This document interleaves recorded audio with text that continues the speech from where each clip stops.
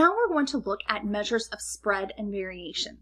In section 17.3, we were trying to find the typical value for our data set, whether it was the mean, the median, or the mode. All of those are ways of measuring what's typical or center in your data set. But you also want to know how much your data varies from one value to another. And there's two measurements that we can do to calculate that.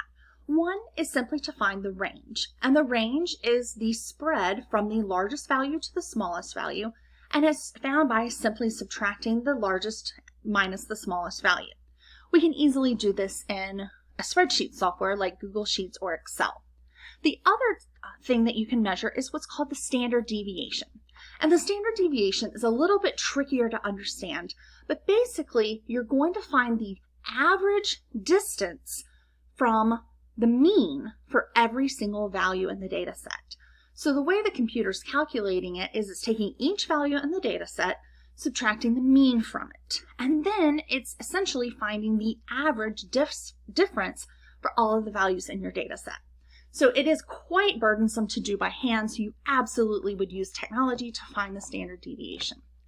So looking at the example here, I'm going to do example 1, where you have two different students and you're looking at their scores, and we're going to make some comparisons. So let me type these quickly.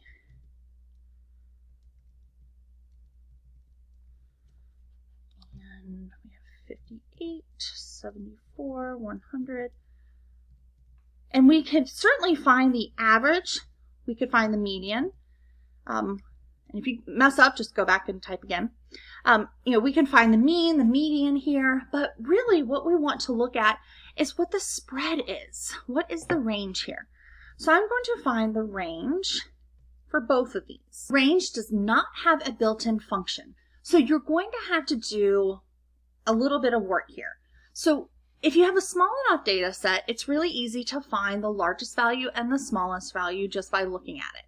But if it's a little out of order, or if you have a lot of data, then just click and select, and then go to Data, Sort Range.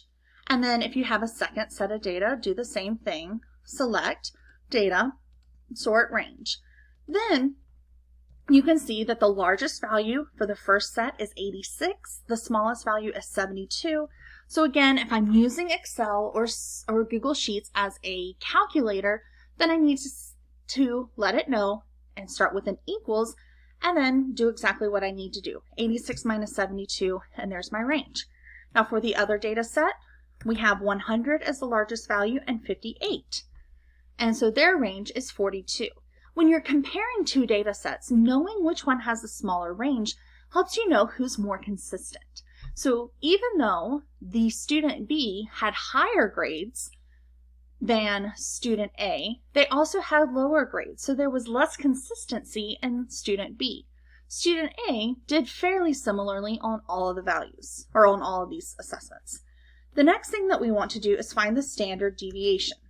Now this one does have a formula built in, so if you set equal and then just type in ST, and then you'll see it pop up, it's STDEV. Open your parentheses, click and select. Close your parentheses, and there's your standard deviation. Do the same thing for the other set of data, STDEV. And here we can also compare the consistency of the two students. Student A had a typical difference from the mean of 5.2, whereas student B, their typical distance from the mean was 12.6. So here we see again that student A was much more consistent and their values.